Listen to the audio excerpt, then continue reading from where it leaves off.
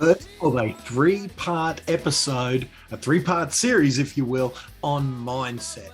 We recently did we had some special guests that helped us through some of these more challenging times, certainly keeping our attitudes upbeat and up where they need to be. We went through with Kerry Podhouse, Caleb Maddox, and I even shared some insights myself. So this is part one of three, where we help you keep your mindset, your thinking, your brain, and everything about your attitude and your emotions in check while we get through this trying time globally. So Real Estate Renegades bring you something relatively unique. We normally talk about marketing and things of that nature. Today, we're talking about the 6 inches between our ears. Real Estate Renegades, take it away.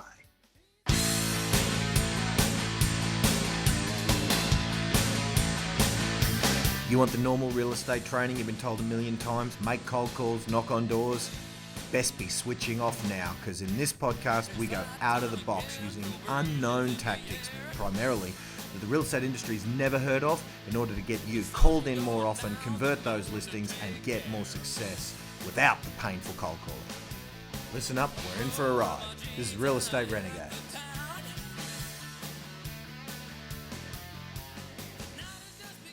All right, before we get on to today's mindset lesson, I really wanted to let you know that today's episode brought to you by agentprospecting.com.au. Agent Prospecting is the service where we and a highly trained team of people making cold calls, so telemarketing, Facebook lead generation experts, online social media experts, lead generation experts, a team of those people descend on your business to take care of your lead generation and prospecting for you. And that's done at a cost really less than a quarter of the cost of you having your own PA do it. So it's really something worth having a chat about. It is an application process only. We only take on one agent per area. So go to agentprospecting.com.au for more information on that. And now let's get to today's lesson, where I take you through some of my unique ways of keeping my own attitude in check while I'm surrounded by goals bigger than I should be aiming for, and an environment that isn't always conducive to letting people do the unthinkable, get the unthinkable done, kind of thing, in a good way. So I remember I was looking at this pen here that my friend Hamzy and friend and client Hamzy got me, and that you don't know if you can quite see that, but that engraving on that pen there says, if the chances are 1 in a million of getting it done, then be the one. So certainly if the odds are against you, here are some of the strategies I use to do things that very few people, if any people in the world, have gotten to do as far as my unique goals and visions and dreams are concerned. I'm going to take you through the process that helps me keep my attitude somewhat in check while we're on the journey to do what many would think of is against the odds, let's just say, if not impossible. So here's my lessons as part one of three. Take it away, Glenn. Hey gang, we are streaming live on Facebook. We are on the Zoom here, and welcome. I was talking, as you guys know, or you may have known, this started when I was talking to Kerry Podhouse last week. For the last couple of weeks, last month or so, I've been seeing Kerry all over the news, and all over the Olympics, all over the commentary, and she's really had a resurgence in her personal brand, and massive congrats to her. And yeah, we were talking, and I said, we're talking about the challenges that everyone's going through and how the Olympics was a nice distraction and all of that. I said, Kerry, let's do a stream. And I didn't even know really what I meant by that. She said, right, when you want to do it? Because I'm locked up for 2 weeks, and whenever I come back to WA, I've got to do 14 days where I can't leave this room and the bedroom. I sometimes sneak out and play pinball machines when no one else is in the home, but it's not fun. So today is my last day. Today is day 14 of 14. So I thought, right, Gary, let's do it next Tuesday. And she amazingly agreed. So today's session is going to be all about really a single-minded topic. And I know you guys often come to me for marketing stuff. You mainly come to me for marketing stuff. No one ever comes to me for mindset challenges, and rightly so, because I'm a bigger needer of training like this than you guys are. All right. So this is on what the champions of this world have in common how they do the impossible, I suppose. Now, I've got some experience and some value to add and share with you because I have challenges in this space, because I do act emotionally. I do ride the highs and lows of emotion, which sometimes can be to my detriment. So I've got mindset coaches. Half of this bookshelf is Tony Robbins, is Jim Rohn, is Pat Mesiti, is Kurek Ashley, is various mindset coaches to teach me the mental tricks to be able to do what my subconscious doesn't want to be programmed to do. I grew up working class town, normal upbringing in every way. You hear a lot of, super successful people. They had some massive adversity that they overcame as a kid. And I thought to myself, well, I don't have that. So what do I do? If I don't, it's funny, when I wanted to be a professional speaker, I was sitting there thinking it was a problem that I didn't have any of the challenges that you see other speakers have. Eric Thomas was homeless, and other speakers were broke and bankrupt and abused or whatever it might be. There was some serious challenges that many people had to overcome. I didn't have any of that. I had a great upbringing. It was just normal, working class. I suppose it was lower socioeconomic, let's just say, but my parents were fine, owned a little store, and happy days.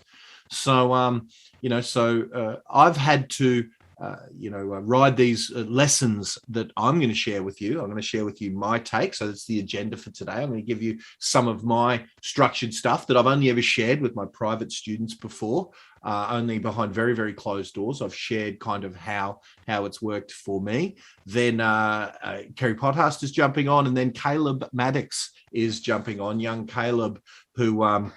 So as you guys know, let's just quickly go through the agenda. We've got me for a little bit. Then we've got Kerry Pothast, Olympian, Olympic commentator nowadays, coach, author of The Business of Being an Athlete, and many programs that she has done. In fact, the title of this, Igniting Gold Medal Performance, is a quick play on words on her Ignite Human Performance, so she's just an amazing person.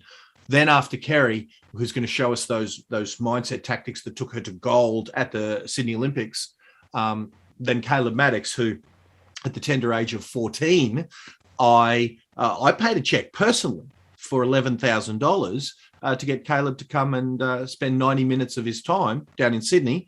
When I brought out Gary Vaynerchuk for an event, I brought out Caleb as well. So I'll tell a little bit more of that story when Caleb joins us later today. So we've got from now till lunchtime to really dig deep into the 6 inches between our ears. And we do have a few friends and a few guests jumping on at various stages as well throughout the half day that we've got to hang together. So good morning, Justin. Whenever I'm looking over here, I'm looking at the Facebook comments. So Gary Justin is sitting there saying good morning, mate, and thanks. So my pleasure, sir. And if you do want to join us on Zoom, for any of you guys watching on the Facebook lives streams, the link is below or above, the Zoom link, and you should be able, if you can't find it there, and it should be pretty obvious there, the Zoom link, it's on my page, it's on my profile, it's sort of everywhere. So just find the link, join us on Zoom, because that's where we'll do the interactive component, where we'll sort of talk. If you've got any challenges and things of that nature, then head to Zoom there. So I'm just going to get the chat for the Zoom. Okay. On that note, let's get stuck into it. I am recording, and so let's get sort of stuck into everything that I had planned, and let's get on with today's shenanigans, shall we? Okay, so cool. Let's start with this sort of thinking. That this is a friend of mine, Eric Thomas, and you guys may know Eric. One of his sayings is "Everybody wants to be a beast." And on the back of this T-shirt is the second half of that saying. But what I would say is, if Eric's kind of thinking and message was everybody wants to be a beast until it's time to do what beasts do. Well, I would say, in our industry, the equivalent would be everyone wants to be a success until it's time to do what the successful do. Everyone wants to, be the coveted $1 million agent. There's a benchmark arbitrarily chosen because, there's no ticker tape parade when you hit the 7 figures and you get to be $1 million agent. There's no parade in your local community to celebrate. When you get to that point, should that ever be your goal that you choose to chase down the $1 million GCI mark, you'll notice that when you hit it, that it's not that different than when you hit the 200 or the 300, that experientially, I've had this from many of the $1 million performers, many of whom we've made from scratch, within our coaching environment. Meaning they didn't start with business degrees, law degrees, multi-million-dollar accountancy practices and things like that. They came with, in Chris Gilmore's case, he came to me and he was just out of being a retrovision salesperson, I believe. He sold white goods and things. And, again, before years before he met me, he worked in a servo, out Ipswich Way. He grew up out in the western suburbs of Brisbane, as did I. So Matt Steinwade was, this public, this isn't me betraying any confidence, of course. Matt Steinwade, his story goes that he was certainly in the underbelly type world of Sydney, and he's spoken about this publicly, of course, that, he had a less than ideal upbringing and a judge gave him a second chance at life and he embraced that with everything that he's got. And for the last 25 years, he's been building his skill set to become one of, if not the best real estate agent in Australia. Vivian Yap was a very successful chemist before she owned chemists' pharmacies before she became a multi-million dollar real estate professional. Marcus Ciminello was a PA for James Tostovan, a personal assistant for James Tostovan before becoming, again, a business partner of James, an owner of the company, a director of the company, and a multi-million dollar agent in his own right. So everyone sees these folks doing amazing things and they think, wow, that'd be great, because they know it's possible because they hear these stories. But the problem is the rubber on the road, the tasks. And I love this shirt because it really sums it up. Everyone ideally would love to be, I'm a music fan, a guitar player, a pretty bad one, but good enough to get paid. And, when I'd go see Bon Jovi, because I could play a little bit of guitar, I'd think, wow, it'd be amazing to go and play, with Bon Jovi, to play with, to be Richie Sambora, let's just say, to be Brian May from Queen. That'd be amazing. Everyone who plays guitar wants to be on that stage until it's time to do what those rock stars had to do to be there. They had to eat the 2-minute noodles. Now, again, I'm Michael Spillane, good friend of mine, massive fan of Savage Garden. Now, I'm not a giant fan of Savage Garden, but I certainly respect their success.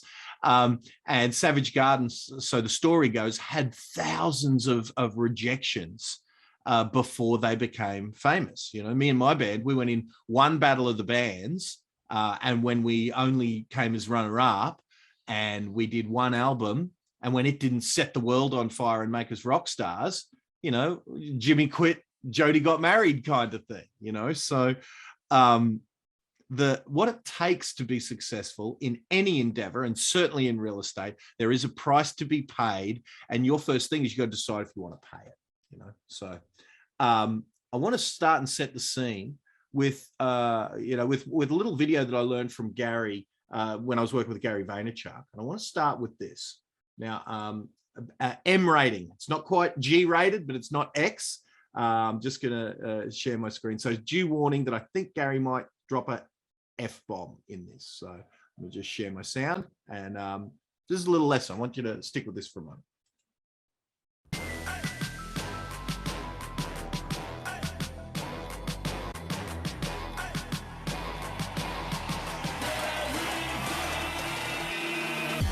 You ask questions, and I answer them. This is the Ask Gary V Show.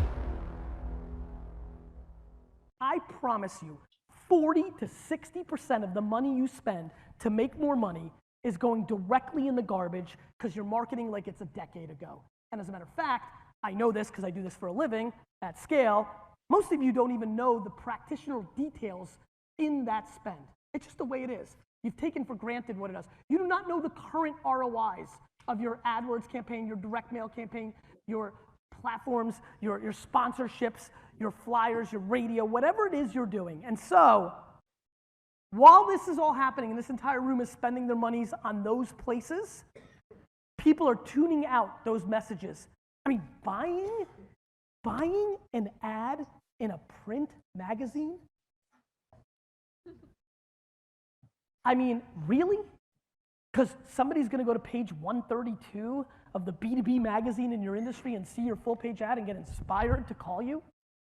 I mean, we are wasting real fucking money. Hundreds of collective billions of dollars each year being thrown directly in the trash because people are not practitioners in the reality of the current marketplace. And so I implore you, and by the way, I know what you're thinking. This guy might be right. Yeah, I'm gonna take that 24-year-old to my office and put him on this. Do not fucking do that. Most of your 24-year-olds that are pushing social media as an agenda, their practitionership on social media is about picking up chicks or dudes or hanging out. It is not predicated on actually selling stuff. There is real tangible ROI in these platforms. We have many B2B companies selling $1 million contracts through a post on Twitter or Facebook or LinkedIn. Real money, because you're on them. And please, how many people on LinkedIn? Here we go, everybody. This is not a social media strategy. Go to LinkedIn and spam fuckers that you want to sell to. That is not a strategy of emailing them cold and saying, I'm Pam, work with me. It's not gonna work. I mean, again, because I look at the data of inbound versus outbound. You don't respond to the spamming you get on LinkedIn, yet you deploy it as if you think everybody's different than you. My friends, it's time to wake up. You ask questions, and I answer them. All right, so I show you that for two reasons.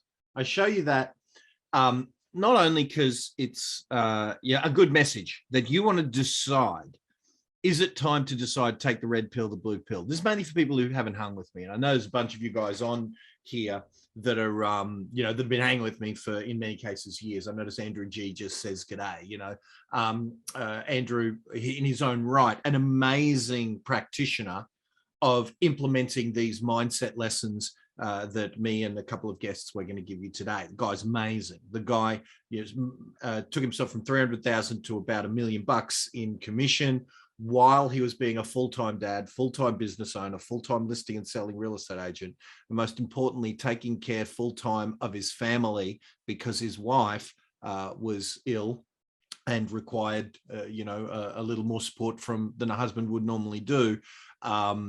Just an incredible, incredible human, still managed to be just an amazing attitude. I couldn't believe, during some of those harder times, how Andrew stayed, so freaking right in his head, with challenges that would have broke most people. As I empathized with him, it probably would have broken me.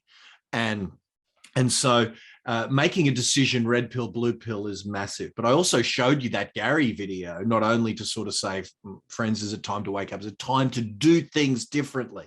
Because today, at least for my training, I don't have any tricks that don't involve action. For me, the reason our mindset is going to get better, when I sort of give you my little formula of dealing with the challenges around today's world, around today's business marketplace, around today's, 2021 unique challenges that we're facing. Mine involves there's no magic for me to fix your mindset. What we do is change your actions that give you a justified reason to have a better mindset. Hence the reason I showed you a little video on what Gary is suggesting about marketing and things, that if you do things a little differently, you get excited and your mindset's better. So, and the other reason I wanted to show that was your mindset will lead you to fulfill your biggest, largest, grandest, dreamest goals. And working with Gary Vaynerchuk, bringing Gary to this country, in his Gary V marketing form. The only time Gary V had been to Australia, He couldn't even remember it, but he thought he went down to the Barossa Valley at some stage back when he was a wine guy, back when he had his wine TV show and owned Wine Library over in Jersey. When Gary was in his wine guy kind of persona, he did come to Australia, but he'd never been to Australia, and he's Gary V, marketing guy, the author of Crush It, the author of The Thank You Economy, the author of Jab, Jab, Jab, Right Hook, etc. So it was in that guise that he came down with me and Caleb to Sydney. And that was a dream come true for me, you know, to work with Gary, to be invited to New York to be on the Ask Gary V show. So, you know, like that moment there in Gary's offices over in New York City was amazing. You know, we got to spend a day there, or half a day in the offices of Gary. So it was wonderful. All right, so here's my little formula that I want to give you before we get onto the main event, I suppose. Will is just asking here on the chat. Good morning, Glenn. How long does this go for? Until 10 a.m. is Kerry or Caleb first? So yeah, Will, it's Kerry's on at 10, and then Caleb is on at 11. So and then we'll be done by about 12:30. So all right. So for the next 40 minutes or so, I want to take you through the way that I've achieved the goals that I still cannot believe happened, and it was because I programmed my mindset in this very, you know, maybe it's common sense, I don't know, but this is the way that I've sort of put it down, is these are the steps. So look, pen and paper and notes would be real clever for you to pull this apart and see if you can make this work for you. So the first one is belief. Now, I'm going to go through each one of these in some detail because every one of them requires a bit more explanation. But the first thing is you've got to genuinely at your core convince your unconscious brain, your subconscious mind, if you want to call it, that part of you that behaves and reacts without consulting your intellect. All right. There's a book up here called If How-Tos Were All... Where is it? Oh, I don't want to misquote it. There we go. Here we go. All right. And also, let me just show you the... where's my share? Stop share. All right, cool. So in this book here, Brian Clemmer, look at this. If how-tos were enough, we would all be skinny, rich, and happy, right? So that's the name of the book. But the best thing about this book is page 1. All right, there's chapter 1. There's the first thing. Screen grab that one. That's massive. You do not make 99% of your decisions. Your programs make them for you, but you think you are choosing. That is big, right? You don't make most of the decisions on a day-to-day basis that you think you're making. Your programming makes them for you, but you think you're choosing. So our job is to program our programming, if you will, and give it a better set of automatic instructions that we're going to behave into. Because if you try to consciously behave with every single thing, like imagine even just turning on your computer this morning to be onto this webinar, you didn't think about which metatarsal muscles you had to move in order to push the button. Like just so much of what you did was on autopilot. And yet we think we're going through our day choosing things, you know? And so, so that's massive. So what we need at that unconscious level, we need some belief. Then we need a goal, crystal clear and specific. We need a goal or goals that we are wanting to achieve. Then we need a daily activity plan with tactics and systems that are conducive and in line based on that plan to achieve that goal or goals.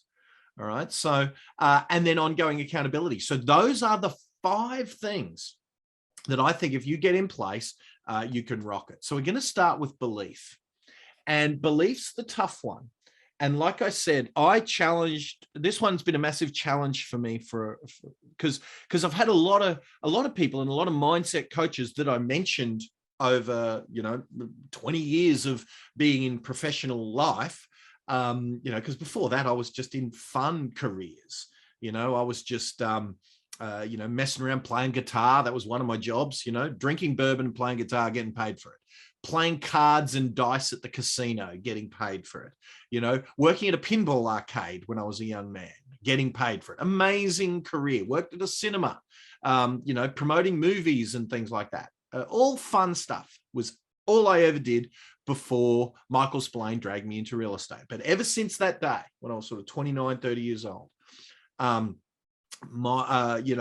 all these speakers and trainers say, you just got to believe, you just got to believe. And I really had a problem because every time I'd say, something that I didn't yet believe, I'd say the affirmation, whatever that might be, I'm successful, I'm wealthy, or whatever these tactics they gave me might have been, saying, you just got to believe. And I couldn't will myself to believe something that I didn't believe. Right. That was a real challenge for me. And I felt like, if I was saying affirmations and things, and I'm not even saying that they don't work, they probably do. It's just that while I was saying those affirmations, part of me in the background was saying, no, you're not. No, you're not. So this is the belief cycle. And I discussed this. I'm not sure if Jared Carmen's on. Jared, if you're on today, just make sure you say good day, and let me chuck you on cam on mic. But this was the little formula that I found. That belief, whatever it is that you believe in, the belief that you want to have. Say you want to have a belief that you can list 10 properties a week. And again, there's some people on here that aren't even in real estate. So the belief in your goal, whatever that goal might be, then so you might have a belief. Then that belief will lead to how you feel on any given day. How, we might call it motivation, but your emotions on any given day. How you feel and how motivated you are will lead to certain daily activities that you perform with a certain level of competence, with a certain attitude, with a certain amount of gusto, whatever you want to, but you will do things in a certain way. You'll behave in a certain way based on those feelings and that motivation. That will lead to a result, an outcome, which will reinforce the belief. All right. Now, if that's a good thing, if that belief is I can list 10 properties a month, that'll put me on $100,000 a month. That'll take me to $1.2 million for the year. Say that's the belief. If you believe that, then you're genuinely going to feel like, holy crap, I'm getting paid, 20 grand a week in order to do this. I'm pumped on, and all of that. So that's going to lead to great daily activities. Very, you're going to be out there doing it with gusto. You're going to be doing it with a great attitude. You're going to be attracting people to you. You're going to be doing listing presentations, that's sales presentations with enthusiasm, with believability, etc. It's going to lead to you listing the 10, which will reinforce the belief in you that it's possible to list 10 a month. Now, if that belief is that you're less than, that you're not up to the task, this cycle works in exactly the same way, in a negative way, spiraling you downwards as easily and possibly as it does if, you're spiraling upwards or downwards. It's the same cycle. So if you believe you're worth 30 grand a year, because you've been programmed your entire life to know that you've got to work hard and all of those things in order to earn the average income, or 30 grand a year when I was leaving school, I suppose, or, my son's 17, just entered the workforce, and that's what he's on. He did just get a pay rise, nearly doubled because of his performance. But, 50 grand a year might be, your program, whatever your level is that you think you're worth. If you believe that you're worth 50 grand a year, you'll feel in a certain way, and here's what will happen. If you start to perform above what you believe, like say you get handed, well, they reckon that lotto within 2 years, 90% of lotto people have no money left. They're back to where they are because they didn't change their core. They didn't change their core beliefs. They didn't change their core attitudes around success and around dollars and all of that. So the spiral brings them back down to that baseline. It's like almost a thermostat that if it's too hot, the thermostat will bring it down to the 24 degrees that it's set on. If it's too cold, it'll bring it up. But if it's too hot, it'll bring it down. Same sort of thing. So I always, as I said, had a challenge with entering that cycle at the belief level. We had a real challenge. So that's why I've put that circle around the feelings and the daily activities. What I found is instead of trying to change the belief that will change the feelings, that will change the daily activities, quality and quantity, that will then change the results, that will then reinforce the belief one way or the other, I found it easiest to enter that cycle by temporarily manipulating the feelings and the motivation. Temporarily, you can't do it forever, or, at least I'm now on a maintenance program of those feelings and motivation. But I've found entering that cycle at that level, the place to do. So I've found for me, and this is where for the rest of this day, when you're pulling strategies out of Caleb and out of Kerry, and as we have our special guests join us, you find your way. But this is the way that worked for me, is I found that if I listened to Eric Thomas, if I read, and I didn't like reading the books that Michael Spillane told me to read, even though I did read them very begrudgingly, I suppose. It was part of the conditions of our workplace that we all read the same book. We read Think and Grow Rich. We read The Magic of Thinking Big. We read Success System That Never Fails by W. Clement Stone, Napoleon Hill, etc. We all read the same book. So we were forced to read those books. And again, when I found you could buy audio programs of those same authors, I bought all of them. I bought all the audio programs. It was wonderful. Now Audible, oh my God, you can have the author read the books to you. Amazing. So I found that by doing that, I temporarily and artificially felt more positive about my career. I got a temporary sense of belief that I could do it, at least for the day. And then I would perform on that day at a higher level than I would if I was sitting there going, yeah, as if this is possible, blah, blah, blah. And so I started getting the outcomes, and then that reinforced the belief of what's possible. And slowly that spiraled up to be a 7-figure business that we've got. So, and so the ways to start the cycle, like I said, I never was able to start it by going and changing my beliefs. What I did was I watched case studies, meaning I would listen to the stories of the people who maybe resonated a little bit with me, and who maybe had backgrounds that weren't incredible. And I would watch and listen and read their books and essentially watch case studies of other people who have achieved what you want to achieve. And when you find that they, in the real estate sense, when you find that those people started with backgrounds not dissimilar to yours, then you can take some inspiration that if they can do it, I can do it. So, when you watch and you meet some of those successful people, you start to think, I can do it too.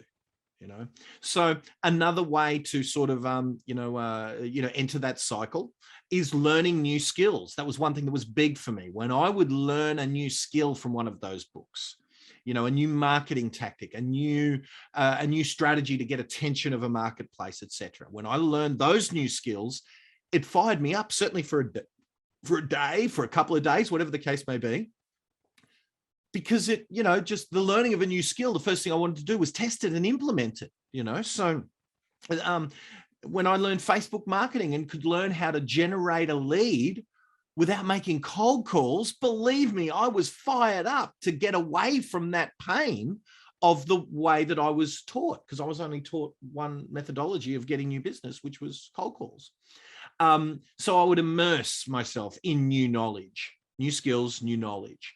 And so that's nowadays that can be done via educational podcasts or motivational podcasts. See, I'm not always just educating myself. Sometimes I'm listening to Jim Rohn, where he can do a 4-day seminar where really the only content is set goals, be positive, say affirmation, things like that. Like Jim is a storyteller. He tells amazing stories, but it's mainly motivational. It's mainly attitudinal. It's mainly designed to work on your unconscious mind. So there's podcasts, there's educational, there's motivational podcasts, trainings, whether that's in marketing, etc., whatever that might be for you, seminars, reading of books. I'm not much of a reader. I'm more a listener, but again, there's many people who prefer to read than listen to audios. But yeah, when Audible came out and I found that I didn't have to read these books behind me, that I could just have the authors read to me, it's fantastic. So those are the ways that I would enter that cycle. Even YouTube videos, not cat videos, but educational videos, they're everywhere. So on any given day, find your recipe for you to artificially enter that belief cycle, so that for that day, just for that day, you'll take the actions with the attitude that you need to do, So again, listening to case studies. This is Stephanie, who I met. She was a PA of one of our students, and she decided she wanted to be a real estate agent. And so within 2 years, she implemented hardcore. She took the actions. And I said to her at an event I did not so long back, I said, "Hey, Steph, send me a video of how you've gone, just so I can show some people who may not think it's possible for them, that what is possible." Hey Glenn, it's Steph here. I know that I was really wanting to be on that webinar with you tonight, but I am out socialising. Gonna get some Mexican. I'll talk to you soon, but I just want to say I'm so grateful for everything that I learned from you, and hopefully I can jump onto one of your other webinars soon so I can help teach anyone else that wants to learn little tricks and tips of everything I've been doing that is getting me further and further along in my career so much quicker than I could have imagined. So thank you, Glenn. I'll talk to you soon. So I called her back and I said, "Steph, that was really, really good." But I wanted her to be specific on what she'd been implementing that had been doing so well, because literally she can't walk down the streets of her suburb in New Lambton down in Newcastle without people recognizing her and saying hello. And she's become a real, other than being a successful real estate agent, she's become a real personality within her community in a very short amount of time from being a PA. So she sent me this next video, same night, and I think she'd had a few to drink already. So, because as she said, she's out socializing. So this is the one she sent straight away. Hey Glenn, Steph here. You owe me big time. I'm standing outside the restaurant and my friends are giving me so much shit for doing a video for you, but I wanted to say a big thank you because the competitions that I've been implementing since we were talking last year have been doing really well. I've been a little bit slack on how many dollars I've been putting at boosting them, but I'm starting to get more and more traction from local businesses donating the prizes, and so then I'm boosting on top of that. Their audience is getting the shares, my audience is getting the shares, and I think I did one the other day, and before I even threw some money at it, I think I sent you a screenshot, and it already had a reach of a couple of hundred people, and I think we had 20 comments or something without a cent spent on it. So I'm really excited to see where I can take these competitions. I'm going to focus a little bit more on them this year. I'm really excited, actually. Father's Day is coming up, so I'm thinking I'm going to do maybe a, I don't know, cartons of beer challenge or something like that over a couple of weeks, but excited to hear what other ideas you've got. And you owe me big time because I'm standing outside in the rain when I should be in Mexican, but it's because I love you, Glenn, and you're amazing. Thank you. All right. So that's sort of one of the ways to enter the cycle, is having a look at Steph. Normal girl, was a PA working for 40 grand a year before sort of deciding to give it a crack herself. And now she's killing it. Anchor Realty, the girls here, they started their own company, and we were involved in taking that to one of the leading agencies, just the two of them up in Gympie. And as you can see, they sent me that screen grab, 6 properties in 2 days. So they're doing great. This is Lee from up on the Sunshine Coast. Lee implemented one of the strategies, spent a grand total of, as you can see there, $2.43 on one of their strategies that they learned. And, someone made a little comment on there, tagged a friend. Lee jumped in, subtle as a brick. Hey, you're thinking of selling, but look at that, $2.43 led to a listing opportunity that Lee was in a couple of days later for a $30,000 listing. So who wants to swap $2? And who would be fired up if they knew that their activities that they were going to be doing today was designed to have you swap $2.43 for $30,000? Who'd be up for that? So, and so the reason I'm showing you this is this sort of saturation into seeing people like you in areas like yours succeed are designed for you to temporarily today act in a different way than you were going to be acting. All right. So, best 22 days in 10 years of real estate. This isn't during this COVID little artificial boom we had. This is just before COVID. 10 contracts within the 22 days. That's his best year in a decade of real estate, So Melita Bell, if you guys don't know Melita, she's up in Toowoomba, a little bit west of my hometown of Ipswich, $1 million performer.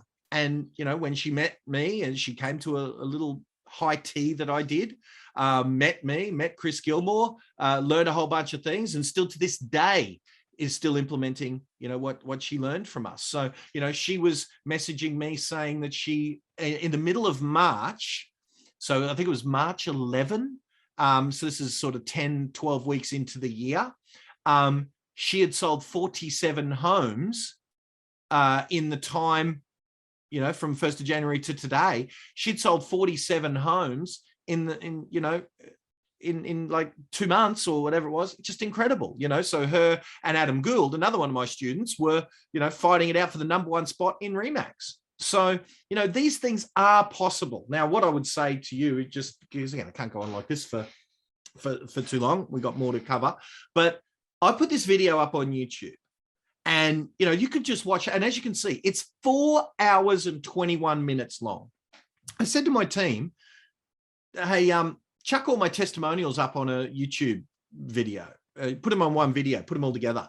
And they stopped at 4 hours and 21. They didn't even complete them all. But imagine if you watched 4 hours and 21 minutes of people sharing their success strategies, sharing what worked, sharing how well they're going. That might be a way to just reprogram and saturate your unconscious mind with thoughts that it's possible for you. If it's possible for every single one of these humans to take some new information that I'd taught them, implemented it to be amazingly successful, is there a chance that you might be able to do the same thing? So that's kind of, the formula that I use. So that's belief. First thing we've got to do is just get the hint, even temporarily, just for the day, that it's possible for you. The second step in this formula of mine is to have your goal crystal clear and specific. So my man Eric here says, stop waking up like it's an accident. What do you want? That's right. All right. So that's certainly the first thing. What Eric is saying there, you need to know what you're chasing. So, because I've asked people the question about setting their targets, what they want to achieve. And I've had agents say to me, oh, could always do with a few more listings. A bit more would be good. Let me just make this claim to you. A bit more would be good is not good enough to fulfill the criteria of what do you want? What are you chasing? What's your goal? What's your promise? I know one of these authors in one of these hundreds and hundreds of thousands of books that I've read, he says, don't call it a goal, because even by calling it a goal implies it's something you're chasing that you're not going to hit. So what he says to do is call it a promise. So instead of calling it a goal that you're chasing, call it a promise that you're going to achieve, because just at a psychological level, he suggests that word impacts more, So you got to find your way of dealing with this stuff. Take all of these elements of these formulas that I and other experts are sharing with you and find out your way. So maybe you change the word goal to the word promise. But what I would say is, if it's ambiguous, if it's, you could always do it a bit more, it won't have the power needed to drive you to what you want to achieve. So you want to have very specific and very clear goals and actions. So now Cameron Crombie, Cameron's just texted me saying, when do you want me on? And he just said, I just said, now jump on the Zoom and say, hey. So Cameron, as I said, is a Paralympian gold medalist, just amazing human. And he's just walked into a COVID test. So I'll just say, okay, buzz me when buzz me when you can. And we'll see if we can't get him on, maybe even between Caleb and Kerry. All righty. So back to it. So we've got what we want. All right. You want to do it. Now, for me, I'm not going to do the whole version, but for me, while I was doing my events called Be Phenomenal, and here were all my guests, someone asked me that question. In fact, Eric was one of the speakers who asked me what I wanted. And when I was sitting there writing down, taking notes, my goal when I was running Be Phenomenal at one of those events, and Eric asked that question, was have Arnold Schwarzenegger headline at one of my events. So without going into the whole story, because you guys have heard it too many times, but my goal, my grandest, biggest, dreamest goal was very specific. And I'd been programming my head since I was birthed. And that was to be, you know, in Arnold's backyard, to be friends and socialize. And my goal was just to meet Arnold Schwarzenegger. Right. So, you know, and it ended up being a lifelong dream, meeting Arnold, hanging out and, you know, working out with him and all of those things. So I was very, very clear, even though I didn't know it at the time, my whole teenage life, I was watching his movies, learning them off by heart, was spent programming my unconscious mind to fulfill my grandest, dreamest goal. And, you know, then I got a taste for it. Okay, if that's possible, what else is possible? Who else would I love to work with? What else would I love to do if there was no limits on my abilities? And that is drink bourbon with Stallone. That is, you know, have Stallone hit on Naomi. That is take my friends to Arnold Schwarzenegger's house and hang out and smoke cigars and, you know, talk stuff and, you know, have Arnold introduce me to his friends. And there's Jason Statham and there's me, Arnold and Sly and, you know, Richard Branson, who was on our podcast recently, and Gary Vee and, you know, George St. Pierre. I mean, there's me wrestling with the greatest mixed martial arts fighter of all time. You know, dream come true stuff. And there's, you know, I loved taking my friends with me. You know, there's Jared. He came third in or fourth. Did he come fourth? Yeah, he came fourth in a poker tournament, won a $30,000 watch at Arnold's house for his wife, and you know, knocked out Don Cheadle. You know, from you know, you guys know Don Cheadle, great actor. There's Andrew, who's on today. Andrew's on this call today. You know, look at that. There's Andrew getting the photo bomb of the millennia with Arnold Schwarzenegger photo bombing him. So, you know, just dream come true stuff. You know, and so what you want to have is your goal be as clear and specific as mine was, because when it's clear, specific, and you know, you get these elements right, you won't believe what's possible. Next, a daily activity plan. All right, I'm just watching my chat here. Sorry, my phone's buzzing, so I'm making sure that it's not my team saying Kerry Pothast is on waiting for you, Glenn. I just want to make sure yeah. What I would say to my team, if they're watching or listening, the Zoom chat is the only chat I'm really monitoring. All right. So, all right, let's get to the next thing, your daily activity plan. So once you've sort of knowing you've artificially, at least for the day, got your belief happening, even if it's just for the day, just so you can perform today's activities with great enthusiasm, with great belief, etc. Then you've got your goal, crystal clear and specific. And Naomi's just asking me for my phone. All right, now we've got to get our plan. So I've gone through this a few times for you real estate agents. So just take the principle of this and screen grab this and so you can do this exercise in your own time.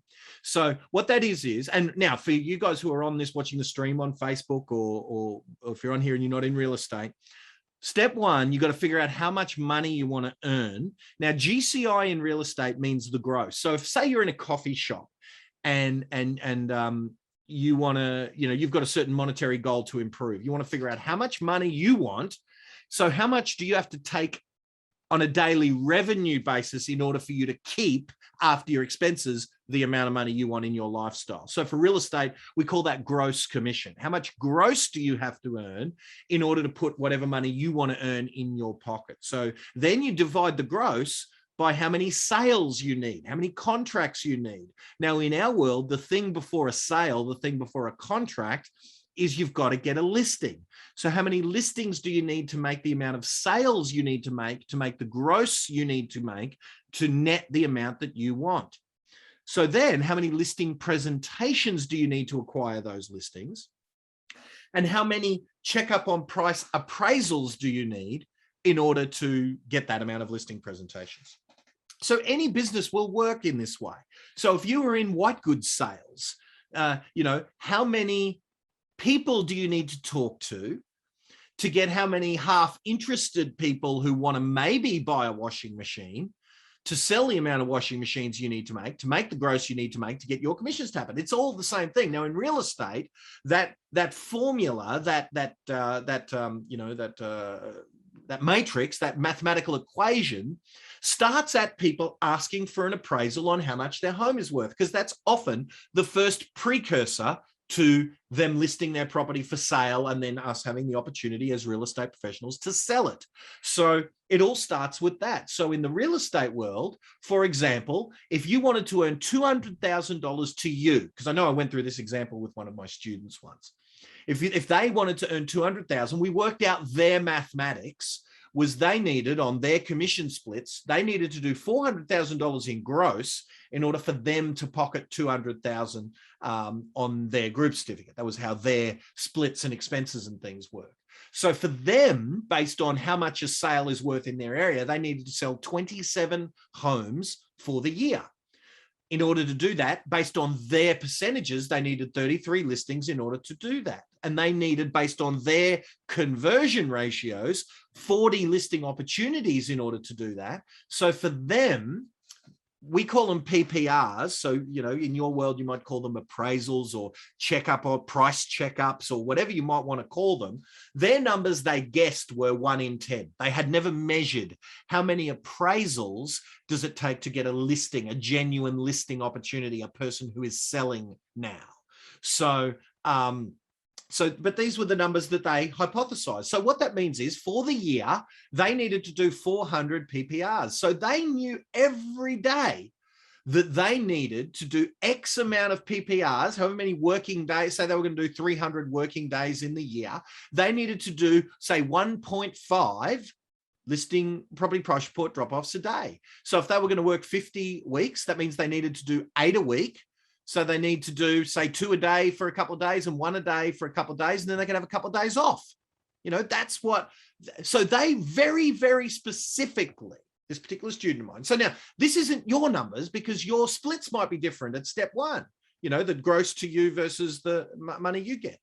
Your sales percentages might be different. Your listing percentages might be different. All of your percentages might need tweaking to suit your percentages. What if you can't convert 7 out of 10 of your listing presentations to listings? Then you need to get more skills in order to do that. But work out based on your numbers what you want to do so that every day you wake up precisely knowing what you need to get done that day.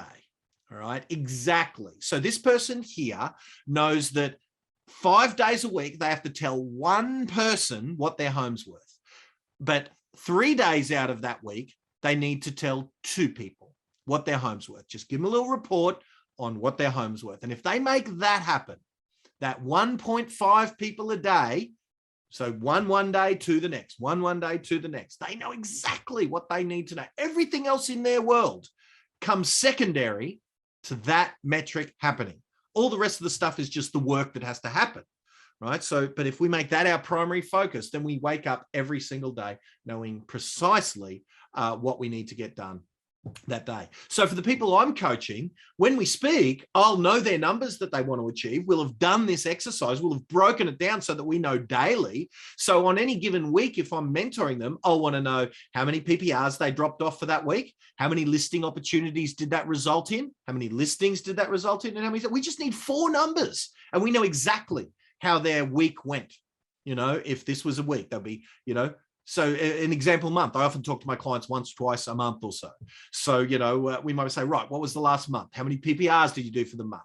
So they'll just say to me, they'll text me the 4 numbers before our appointment. And they'll say 59, 5, 2 and 1, whatever it might be. So now I'll know whether they are on track or not based on their goals, right? So, yeah, so you figure out your metrics so that you have a daily activity plan in order to get the job done of the goal that you want to make happen.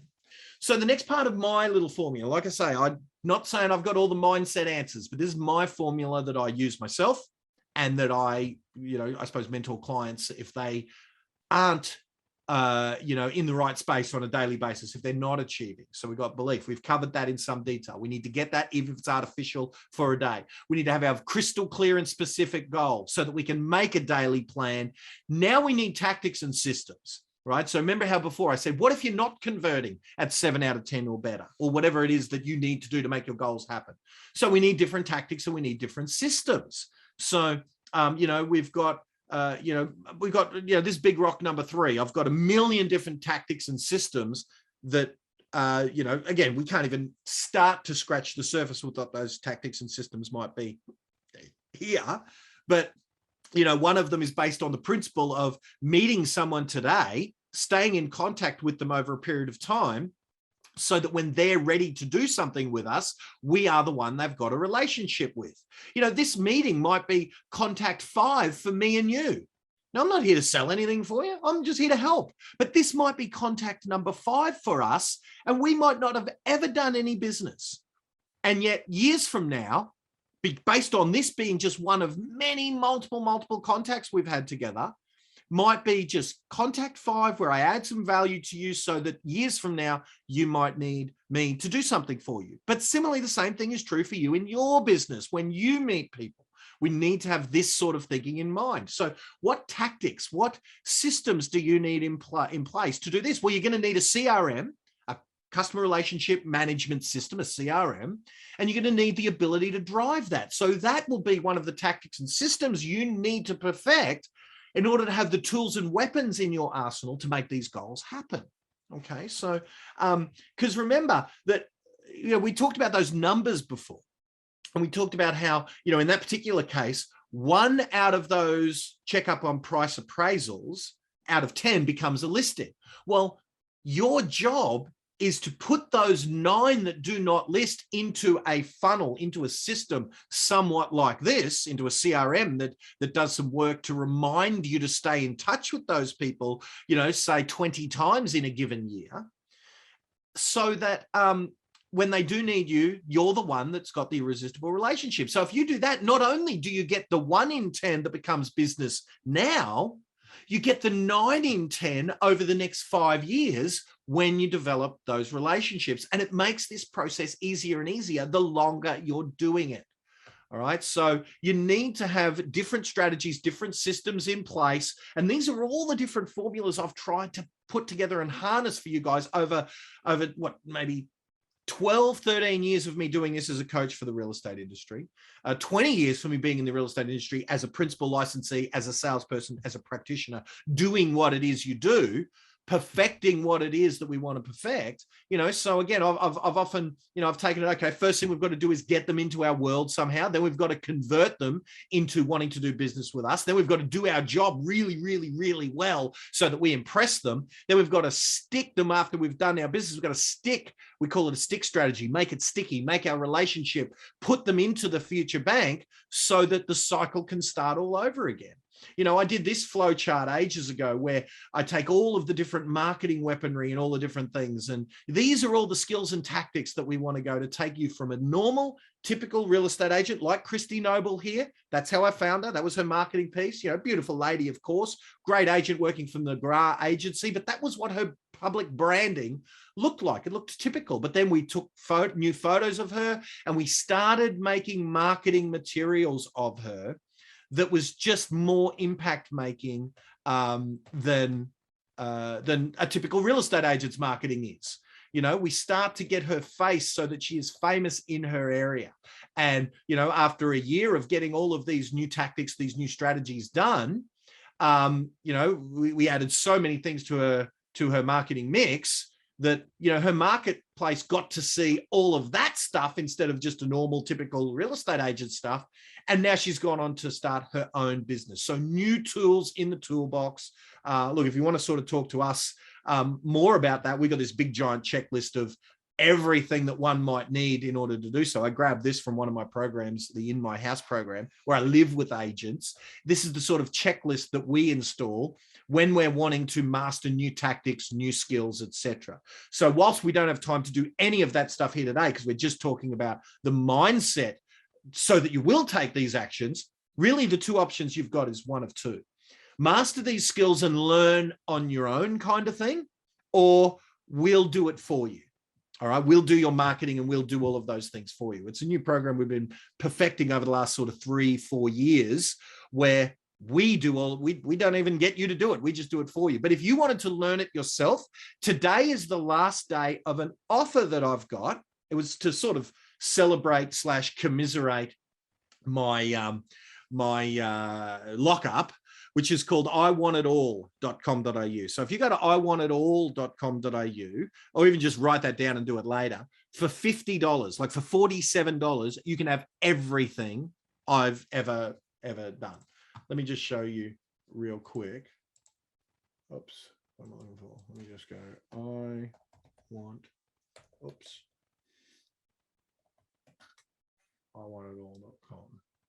All right, so if you go to that website, you will see every course that I've ever done. Total Facebook Success, the $1 Million Agent Summit with Ryan Serhant and a whole bunch of legends, Titans of Real Estate with Branson and legends, you know, Arnold, like every event, Gary, every event I've ever done. Is Caleb on that little one? There's little Caleb who's going to be little Caleb. He was 14 at the time. Now he's 18. He's a man. I've got to stop saying young Caleb. He's a man now, 18, 19 years old, but like everything I've ever done, like hundreds of hours of tactical strategies, all for $47, right?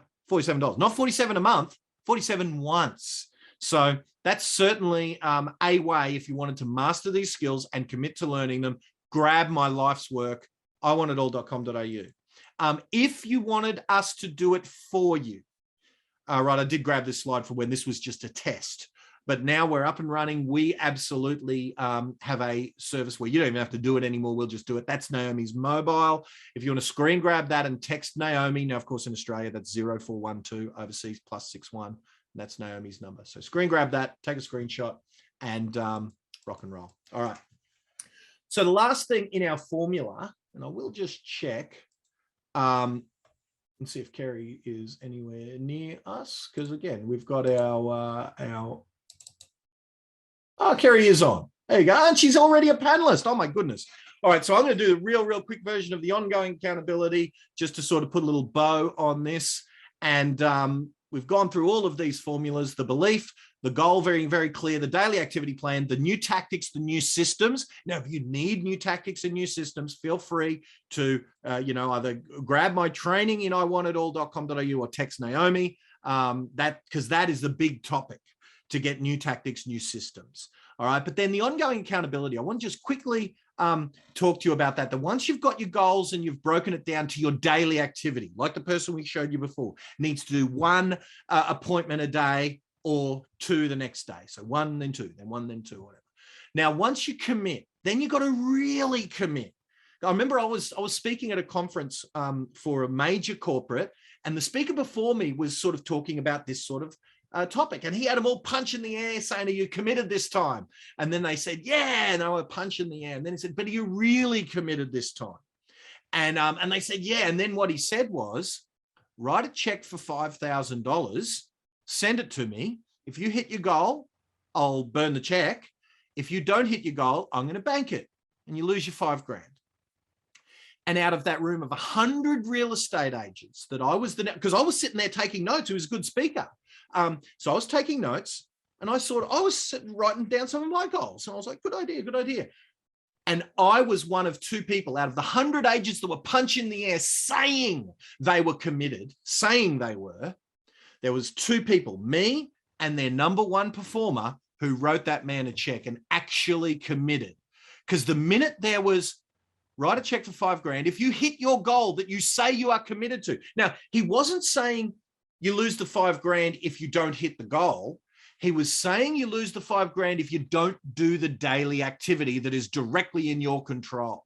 So everyone was punching the sky, ready and committed and fired up when the only consequences for failing was you don't hit the goal.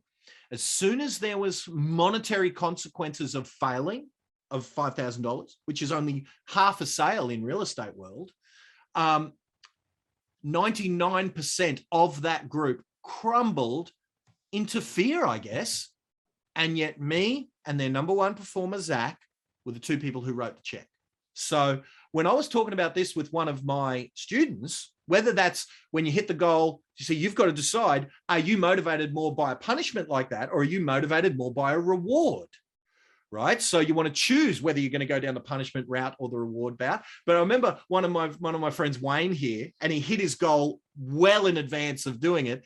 He had this graphic design designed up that if he failed in his goal, this was going to be, what do you call it? He'd already given his credit card to the mentor, because like I said, you've got to find a strong accountability buddy. That's not me, because if he failed in his goal based on whatever, I'd let him off the hook. All right. So he was going to have his car branded like that. Now, he ended up not having to do it, but that's accountability. Buckingham is his biggest competitor. He was going to have his car branded and have to drive it around for a month with that on his brand if he failed to hit his goal. So go get him is all I would say. So I would say, guys, I'm going to stop my share now. I'm just going to say, if you need any help with any of that stuff, thank you for hearing out my very crude tactic in becoming, I suppose, getting through mindset challenges, of which I am more needing of mindset coaching than most of you guys. That's my formula that I've used. It's worked great. You will see that I remind myself all sorts of, I'm always triggering myself to get my daily actions to be with the right mindset. Let me just share my screen one last time. We'll get Kerry on. I'm just going to sort of share my screen.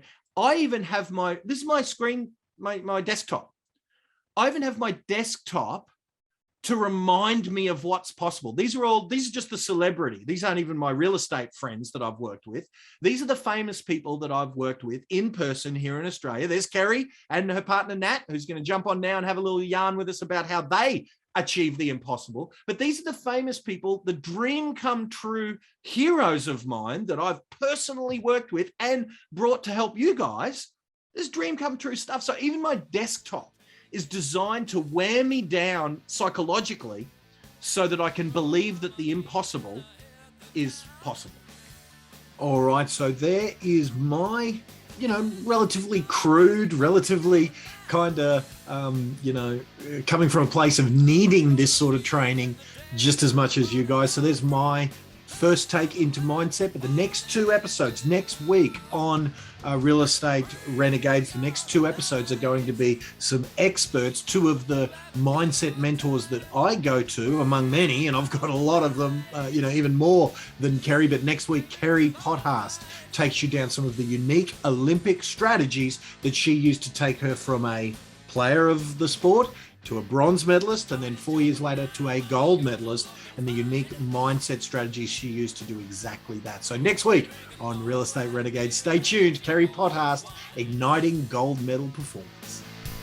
Wow. Well, there you go. I hope you liked the episode. If you liked that, then what you need to do is you need to subscribe. You need to get more of this craziness, because we got more are coming.